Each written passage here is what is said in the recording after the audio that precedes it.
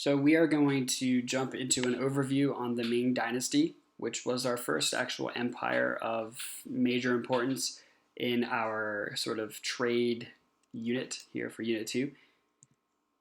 During this lecture, we also looked at the themes that we typically see kind of being woven into all of our lecture material. Even though we didn't address these themes initially at the start of the year, you should still be able to pick out and identify each one of these components for each lecture that we've looked at.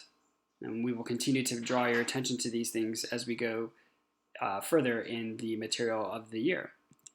So for the Ming, we kick off with just an understanding that the Ming Dynasty emerges as the Mongols begin to lose control of China during the end of the Yuan Dynasty. Typically, we saw the Mongols being extremely overbearing, very discriminatory against the people of China. Remember that there's a bit of revenge happening as we see the Mongols losing connectivity and having their trade routes slashed by northern Chinese groups. So you can understand to a small extent why the Mongols are so aggressive against the people of China, but it's more so just because they wanted their resources. Ultimately, though, we know that even though the Mongols were very tolerant and very, open-minded to allowing civilizations and empires to keep their cultures and their customs, China really didn't get that same opportunity. Most of their major practices were shunned or pushed away, especially the practice of foot binding.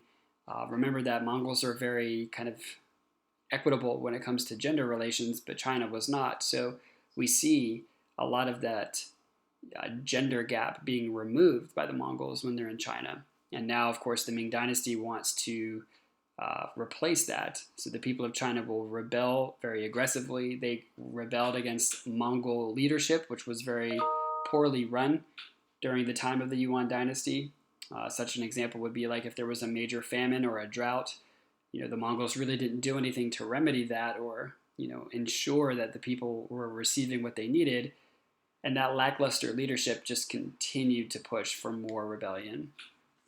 Ultimately, China just wants to regain sort of the golden age-esque actions and opportunities that they had prior to the Mongols, like the expansion of silk and being such a key player in gunpowder and bookmaking. So we really just see China wanting to kind of become China again, as they used to be. As far as social practices are concerned, the Chinese will do, first and foremost, a ton of work to just erase what the Mongols had done. Of course, there's a legacy of stress and almost like a post-traumatic stress situation going on. But what we find is the Ming are quick to reinstate old traditions and customs, the bringing back of Neo-Confucianism, for an example, like filial piety. We see foot binding coming back, the traditional social levels of what people could and couldn't do in society. All of that is sort of reinstated by the Ming. So it's just really important to see them regain their composure, if you will. As far as government is concerned, again, bringing in that Neo-Confucian look, we reinstate under this dynasty the civil service exam process. So just like before, wealthy males were able to focus on their studies and work towards basically being granted a position in the bureaucratic system. And the emperor will lean heavily on those departments just as emperors in the past had. However, we also start to see a lot of the advisors or the eunuchs of the emperor also having a lot of influence and sway over what the emperor chose to do or not do in government. So there is going to be a unique, struggled relationship, if you will, in this new government for the Ming Dynasty. From an environmental perspective, we observed how the people of China wanted to regain composure as an agricultural empire.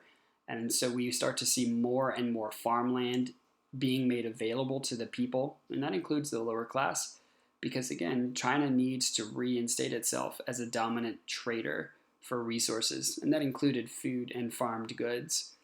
The landscape had been heavily trampled upon by the Mongols, and so you're going to see a ton of new water systems being opened up, a lot of irrigation systems and networks, developing more access for farmers to keeping their crops going.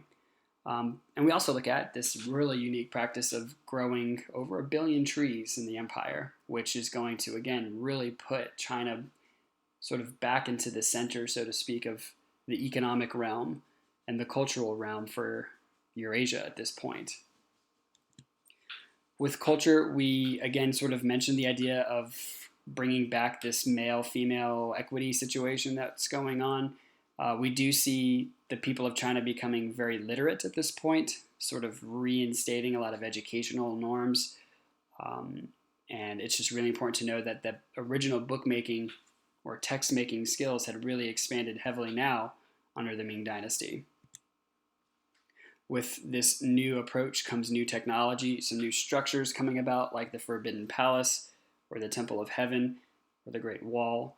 Just major feats to show that China is becoming powerful again. It's no longer held under subservience. It's now sort of, again, showing just how brilliant this empire truly is. And other empires are witnessing that. And they see these unique architectural feats and, again, see that China is a dominant player in global affairs.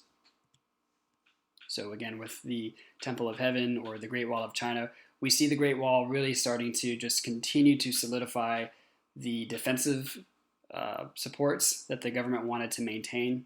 Again, sort of shutting the door effectively behind the Mongols as they exit.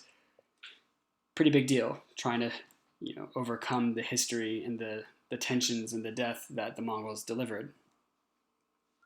However, as our brief overview kind of ends here and this quick look at the Ming, again, we will continue to dig deeper into who the Ming were.